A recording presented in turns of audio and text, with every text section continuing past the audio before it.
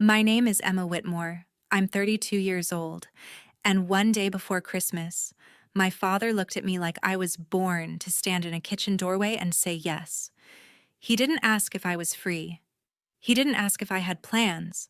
He stood in the center of my parents' glittering mainline dining room, glanced at the guest list in his hand, and said, "Tomorrow night, your sister's friends are spending Christmas here. 25 people. Be here by noon. You'll cook, you'll clean, and for once, don't make us look disorganized."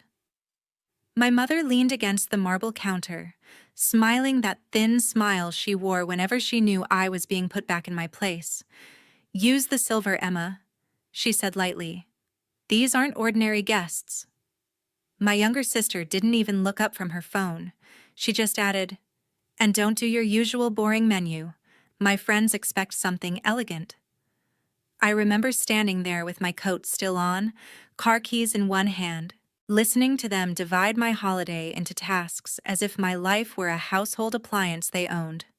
My father kept talking about sauces, seating, timing, presentation, like I was staff he was correcting before a private event. Then he said the line that finally snapped something clean in half inside me. "You're good at one thing," he said. "Stop pretending you're too important to do it." I smiled.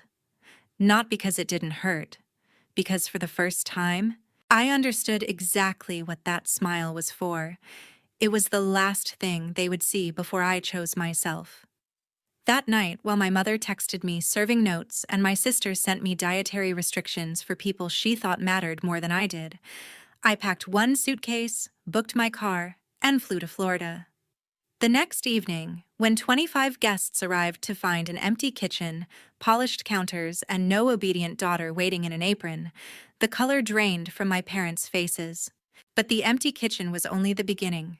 Before I tell you what my father said when he realized I really wasn't coming, and what happened after one of those guests recognized my name, tell me, what time is it where you are, and where are you watching from?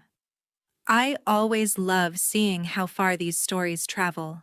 If you had asked my family who I was before last Christmas, they would have given you a version of me so small it barely counted as a person. Not because they didn't have information, because they had spent years replacing truth with convenience. I can trace it through 3 very specific erasures. The first was a photograph. 5 years ago, at our annual Christmas party, there was a framed family portrait on the piano in the front hall. My parents stood in the middle, my sister Brooke in a cream dress at my mother's side, and me in the background carrying a tray of champagne flutes because the photographer had caught me in motion while I was helping with the party. When the new Christmas cards came out that year, my father had the photo cropped so tightly that I disappeared. He laughed when I noticed. "It's a better composition," he said. The second erasure was a room. My childhood bedroom became Brooke's holiday wardrobe suite, sometime while I was working 80-hour weeks and too exhausted to visit often. I came home one weekend and found my books boxed in the basement, my desk gone, my medals stacked in a plastic bin beneath old wrapping paper and a broken lamp. My mother said it like it was practical. "Brooke needs the space more than you do. She entertains. Presentation matters in her field." The third erasure was an email I sent 2 years ago after my company landed a luxury museum gala that put us on the map in New York, Palm Beach, and DC. I sent the family group a photo of me with my team under a floral installation we'd built overnight. My mother replied 4 hours later, "Lovely. Brooke has a holiday brunch with investors on Sunday. Can you make those rosemary gougères everyone liked?" That was it. No question about the company. No congratulations. No curiosity. Just another assignment. So let me tell you the truth they never bothered to learn. I founded my own luxury event and hospitality company at 27. I built it quietly, deliberately, and without using my family's name because I didn't want 1 ounce of their influence confused with my work. By last December, my company, North Avenue House, had 38 full-time employees, a waiting list for private winter events, and a reputation strong enough to attract hotel groups, art foundations, and executive retreat clients across the East Coast. I did not cook sometimes, the way Brooke liked to say when she was feeling especially superior. I led logistics, design, staffing, crisis control, vendor negotiations, and multi-million-dollar hospitality planning. I had spent years learning that the people who treated me like free labor would never respect me more simply because I succeeded. They would just find a way to use my success while refusing to see it. Brooke, meanwhile, worked in boutique public relations and lived like the crowned daughter of the Whitmore household. My father, Richard Whitmore, adored anything that made the family sound important.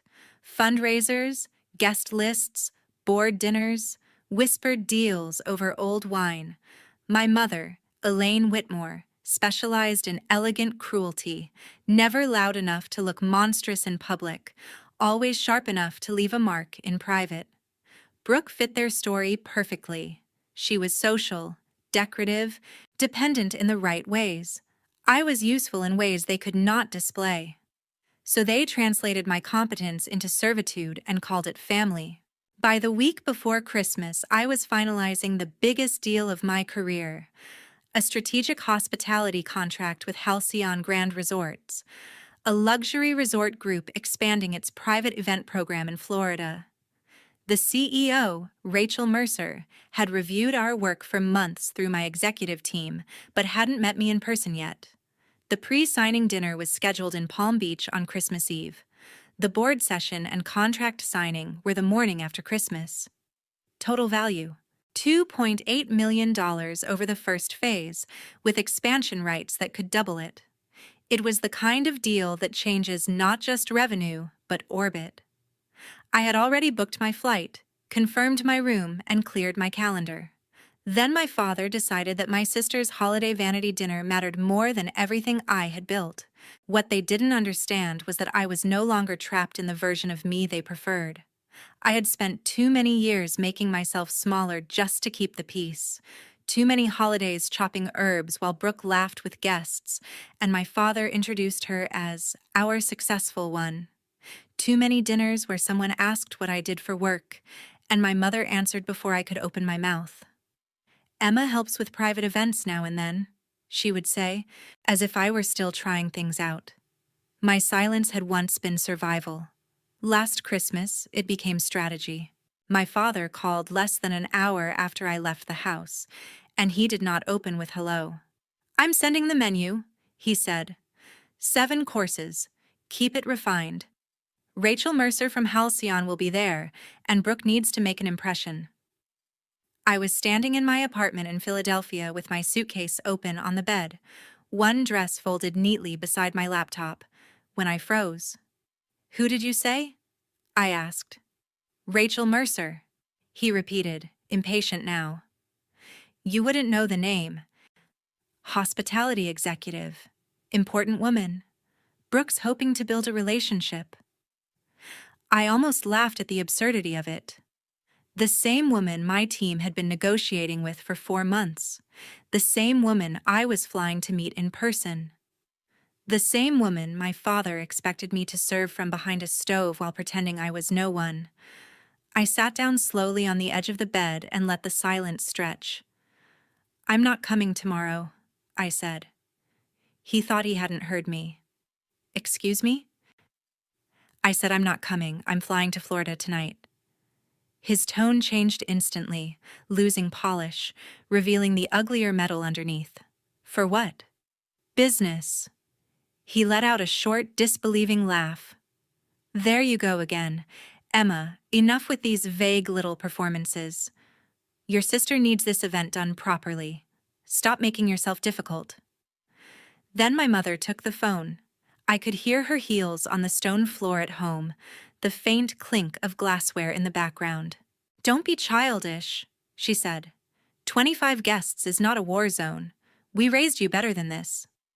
I almost said, "No, you trained me for this." That was the problem. Instead, I asked the only question that mattered. If I said I had something career-defining tomorrow, would either of you care? She didn't even hesitate. Brooke's dinner is tomorrow. We're discussing tomorrow. That was the moment. Not the shouting. Not my father barging back onto the line to say, "You are not throwing this family into chaos because of one of your moods." Not Brooke texting, "Don't humiliate me in front of people who actually matter." It was that sentence from my mother. "We're discussing tomorrow." As if my future only existed when they had no immediate use for me. I tried briefly to hand them logic. I texted Brooke 3 emergency luxury catering contacts who sometimes handled short-notice holiday jobs if the fee was high enough. She responded within 2 minutes. "Too expensive. Don't be dramatic." I replied. "Then hire them anyway." She sent back, "Why would we pay strangers when you can do it?" That one line said everything our family had been for years. They did not just undervalue me. They considered me free. Free labor. Free time. Free emotional elasticity. Free forgiveness. My father called again, and this time dispensed with pretending he was reasonable. "Listen carefully," he said. "You do not embarrass this family for some imaginary business trip. You are good at making things look polished from a kitchen doorway. For once, stay in your lane." I closed my eyes and held the phone away from my ear for a second because if I didn't, I would either scream or cry, and I had done enough of both in private over the years. When I came back, my voice was calm. "No." He went silent. Then, "No. No, I'm not cooking. I'm not cleaning.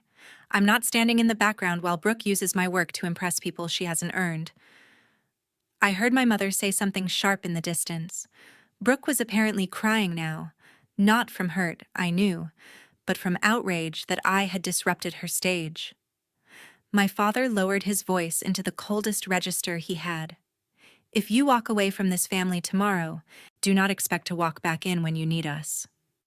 And for the first time in my life, I answered the threat exactly the way it deserved. That would matter more if you'd ever actually been there. I turned my phone off after that and finished packing. In the car to the airport, I felt something strange settle over me. Not guilt, not yet relief, but a clean internal line I had never been brave enough to draw. At the gate, I turned my phone on once more and watched the messages flood in. My mother. "You are selfish beyond words." Brooke. "You always ruin things when the attention isn't on you." My father. "If Rachel asks why dinner failed, I will tell the truth about you." That message stayed on my screen the longest because I realized, with a kind of bitter clarity, that he really believed truth was a weapon he owned. He still thought he controlled the story. He still thought that if he called me unstable, unreliable, unemployable, the world would simply nod and believe him the way his circle always had. The plane took off at 8:14 p.m. I watched the dark East Coast vanish beneath clouds and opened the presentation deck for the Halcyon contract. My chief operating officer had texted me earlier that afternoon. Rachel confirmed. She wants founder-to-founder conversation after dinner. Big opportunity. Then another message came in from my PR consultant before I lost signal. "Forbes wants final approval on your January profile. If you say yes tonight, they'll move you into the early digital feature." I stared at the screen for a long second and smiled to myself in the dim cabin light. My family thought I was abandoning Christmas to chase a fantasy. In reality, I was flying toward the life they had refused to see because it was easier to call me small. When I landed in Florida, the hotel car was waiting. In the back seat, I finally allowed myself one slow exhale. 25 people were going to walk into my parents' house the next evening, expecting sparkle, abundance, and effortless elegance. They were going to find polished counters, no meal, no plan, and no obedient daughter standing there to absorb the blame. And for once, I was going to let the truth arrive before I did. The first text came at 5:42 p.m. on Christmas Eve while I was in my hotel suite pinning my hair for the pre-dinner reception with Rachel Mercer's team. It was from Brooke, and it was only 3 words long. Where are you? No question mark, no apology, no acknowledgement of the fact that I had told them repeatedly I would not be there. At 6:03 came my mother's message. Guests arriving at 7. Answer me immediately. By 6:17, my father had called 4 times. I let the phone vibrate across the vanity and kept getting ready. My assistant, who knew just enough of my family history to understand why my face had gone hard, offered to block the numbers. Not yet, I said. Let them document their panic. At 6:31, Brooke finally dropped the performance. We can't get a caterer. Everything decent is booked. Dad says if you don't come now, you're dead to us. I looked at the message, set the phone down, and chose my earrings. The real collapse began at 7. Over the next 90 minutes, my family narrated its own humiliation for me in frantic bursts. The refrigerator was nearly empty because my mother had assumed I would arrive with ingredients, as I always had. The butcher she liked had closed at noon. The bakery never confirmed the desserts because, for the first time in years, I had not quietly called to do it myself after hearing her forget. Brooke had borrowed extra chargers, candles, and serving trays, but no actual food solution.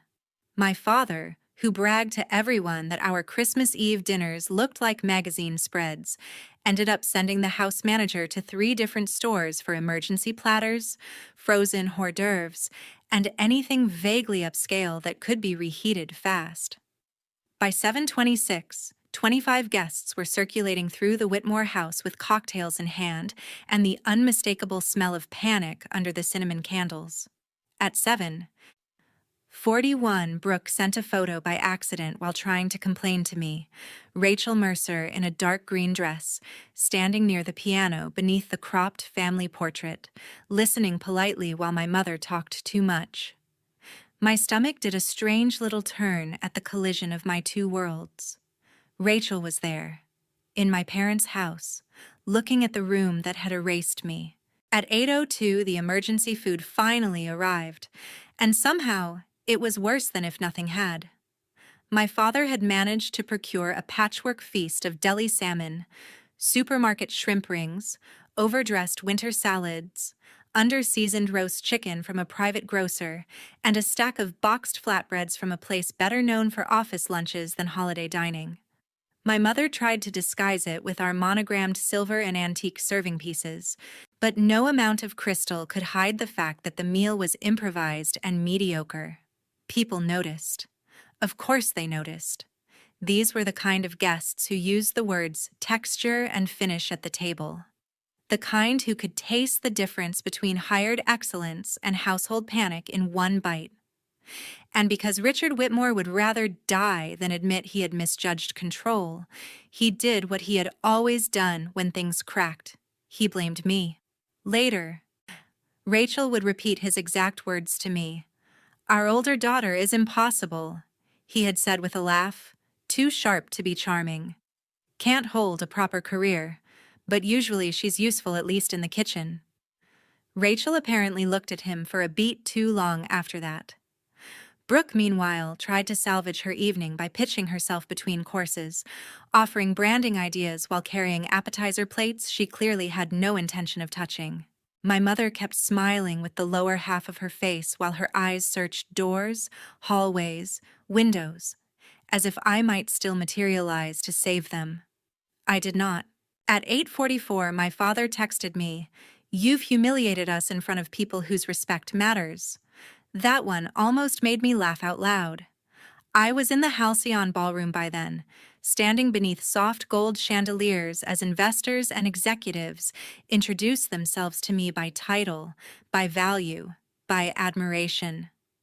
Respect mattered there too. The difference was that I had earned it. I put my phone face down and walked into the room. Rachel arrived late. She apologized briefly to the table, then took the seat beside me at the private pre-meeting dinner because my COO had engineered the seating chart with almost suspicious brilliance. Up close, she was even more composed than I expected. Sharp eyes, precise voice, the kind of presence that made everyone else instinctively edit themselves. Halfway through the first course, she leaned toward me and said, "I'm glad this dinner is significantly better than the other one I almost got trapped in tonight." I kept my expression neutral. "Bad evening?" I asked. She gave a short laugh. "Spectacularly bad. I stopped by a holiday dinner in Pennsylvania on the way down here. The hostess spent more time blaming her absent daughter than hosting her guests. I don't know what was worse, the food or the cruelty." I took a sip of water and said nothing. She continued, "You could tell the daughter was the family scapegoat. They spoke about her as if she existed only when they needed labor. I left early. Life is too short for that kind of rot." Then she looked at me with a strange, fleeting pause, as if something in my face had resonated more than she could place. "Anyway," she said, sitting back, "I'm very interested in meeting the mind behind North Avenue House tomorrow. If your founder thinks as clearly as your team does, we're going to do impressive things together." That was the moment I knew my father had already lost, and he didn't even understand why yet. He had wanted Rachel Mercer to walk away from his house with a polished image of Brooke and a dismissive story about me. Instead, she left with contempt for him, disgust for my mother, and the memory of an absent daughter being blamed for the collapse of an entire evening. He thought I had embarrassed him with an empty kitchen. He had embarrassed himself with a full mouth. Have you ever watched someone destroy their own image because they were too proud to tell the truth? That night, I didn't have to expose my family. All I had to do was leave them alone long enough to reveal themselves. The boardroom reveal the next morning was not loud at first. That is what made it so devastating. At 8:55 a.m., I was standing at the head of a glass-walled conference room in Palm Beach, walking Rachel Mercer and her executive team through Phase 1 event integration for Halcyon Grand Resorts. Revenue projections, staffing ladders, private member programming, destination wedding expansion, signature seasonal experiences. The presentation was clean, disciplined, and exactly the kind of work I had spent years building toward. Rachel was engaged, asking the right questions, pushing where smart people push. By the time I sat down, I knew we were close. Then her chief of staff, Nora, came in with an iPad and murmured something too low for the room to hear. Rachel glanced at the screen, frowned, and then looked at me. "This is odd," she said. "One of your names just collided with one of my names." She turned the screen around. Brooke had posted a carousel overnight trying to reframe the disaster as an intimate, imperfect, real Christmas with meaningful people. In one of the photos, the piano in my parents' hall was visible behind Rachel's shoulder. On it sat that same framed Thanksgiving picture my family had kept because, unlike the Christmas cards, it was useful for proving normalcy inside the house. In the background of the photo, slightly blurred, wearing a dark sweater and holding a tray, was me. Rachel zoomed in. Then she looked at me again. "Emma Whitmore?" she asked. I nodded once. The whole room went still. "As in, Richard Whitmore's daughter?" Another nod. Rachel's eyes sharpened. "The daughter they kept insulting last night?" "Yes." She leaned back slowly, then laughed once, not mockingly, but in astonishment. "Tell me I'm not understanding this correctly. The woman your father described as unstable, unreliable, and professionally adrift is the founder and CEO I'm about to sign a $2.8 million contract with?"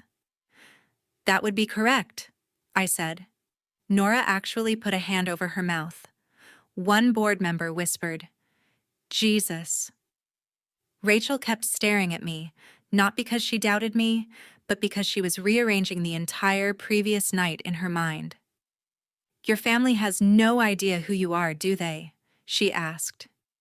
They know my name, I said. They just never cared to know my life. There was a silence after that felt almost ceremonial. Then Rachel did something I will never forget. She stood, walked to the sideboard where the contract sat ready, and instead of immediately signing, she said, "No, I want one more thing before we do this." She picked up her phone and looked at me. "Do I have your permission to make a call?" I knew instantly who she meant. "Yes," I said. "Put it on speaker." She called my father. He answered on the second ring, voice ragged and defensive. "Rachel, thank God. I was hoping to explain last night. Our older daughter has always been erratic and—" Rachel cut him off with surgical precision. "Mr. Whitmore, I'm calling from Palm Beach. I'm sitting in a boardroom with the founder of North Avenue House. The company Halcyon Grand Resorts is signing a multi-million-dollar strategic hospitality contract with this morning." He paused. "I'm not sure what that has to do with—" "It has everything to do with your daughter Emma," Rachel said. "Because she is that founder." Nothing. Not static, not breath, nothing. Then my mother's voice, distant and panicked in the background. "What did she say?" My father came back, weaker now. "That's not possible." Rachel's expression hardened. "What's not possible is the level of arrogance it took for you to spend an evening belittling a daughter whose industry expertise clearly exceeds your imagination. You didn't just mistreat her. You humiliated yourself in front of a room full of people while speaking about someone you had never even bothered to understand." My father tried to recover by force of habit. "There has been some misunderstanding in our household." I spoke then, because I wanted him to hear my voice from the place he had tried to shrink me out of. "No, Dad, there wasn't. You understood exactly what you wanted to understand.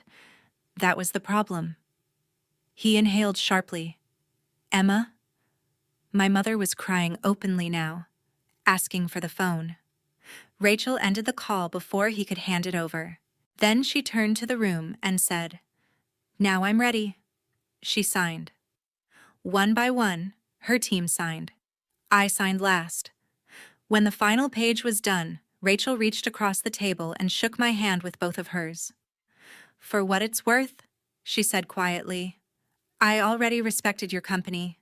Now I respect the woman behind it even more." Before I could answer, Nora's phone buzzed with another notification. She looked at it, then at me, eyes widening. "Emma," she said, "you may want to see this." My PR consultant had pushed the Forbes digital feature live early after a scheduling shift.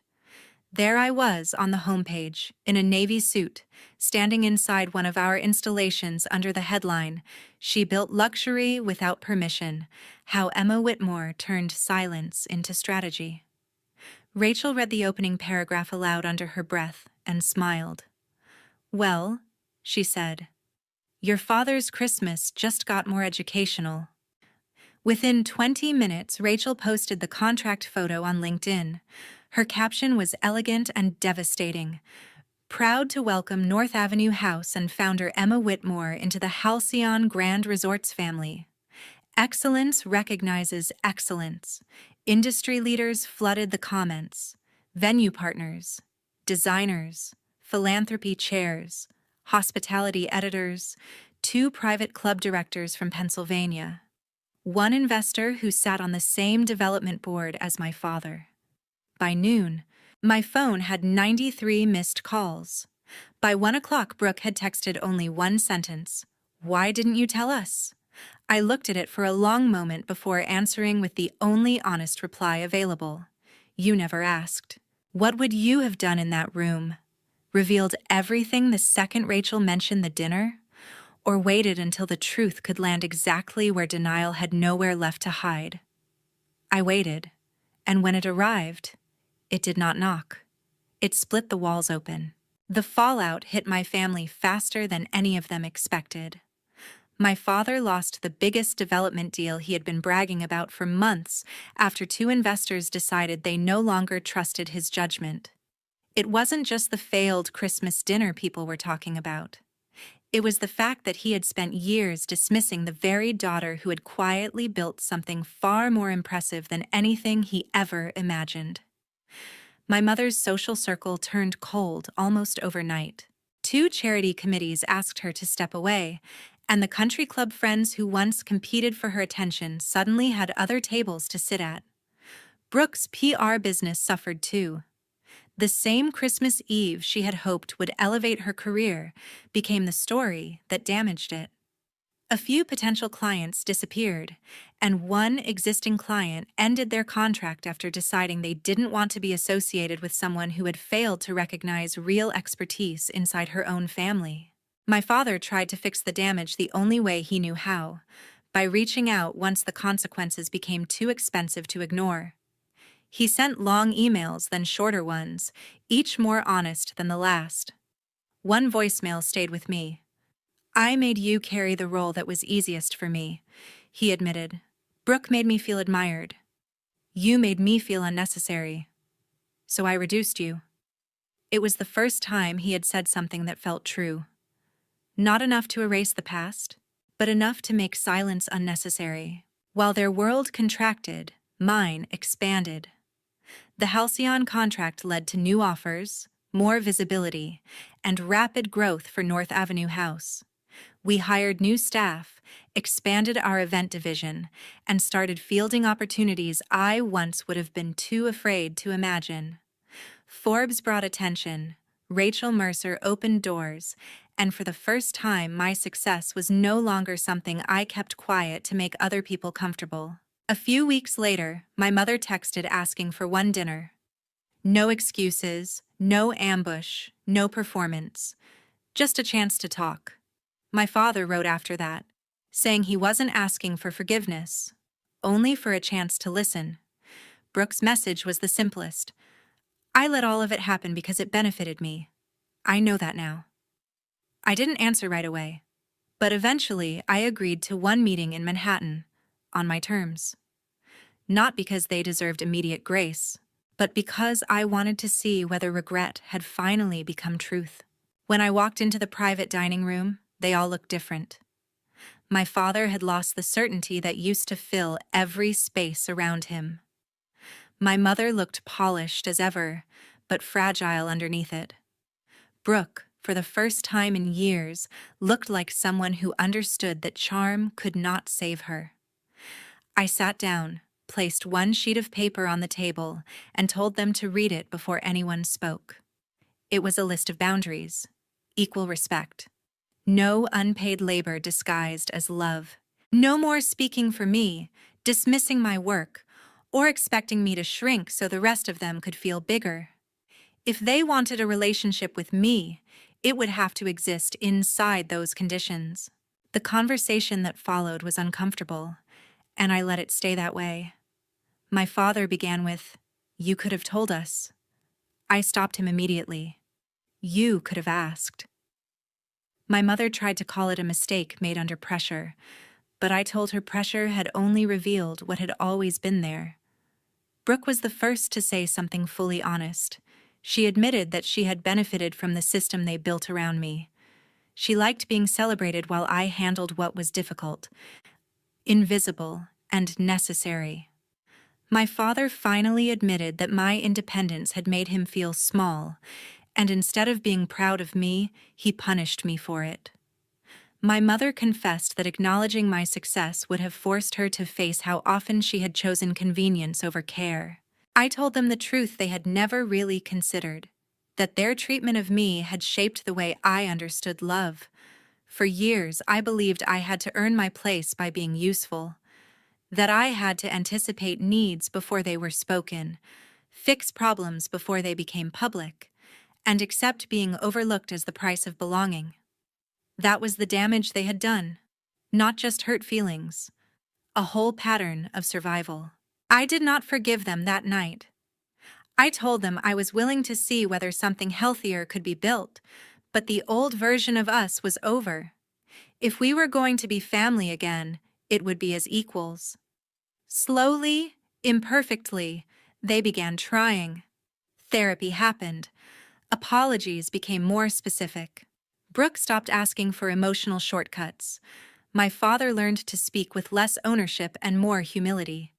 My mother, for once, stopped pretending elegance could replace accountability. The next Christmas, my mother invited me as a guest, not as labor. If they wanted catering, they would book through my company and pay in full. They did.